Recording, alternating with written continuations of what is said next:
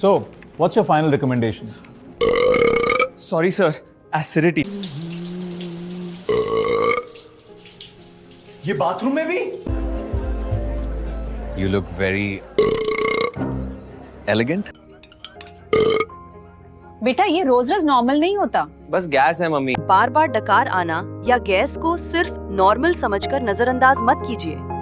कभी कभी एसिडिटी, पेट फूलना, सीने या पेट में जलन, इंडाइजेशन या पेट में भारीपन जैसे लक्षण सिर्फ पाचन संबंधी समस्या ही नहीं बल्कि दिल से जुड़ी चेतावनी भी हो सकते हैं। अगर ये लक्षण बार बार हो रहे हैं या इनके साथ सीने में दर्द, सांस फूलना, ज्यादा पसीना आना, कमजोरी या बेचैनी महसूस हो रही है तो तुरंत डॉक्टर से सलाह लें।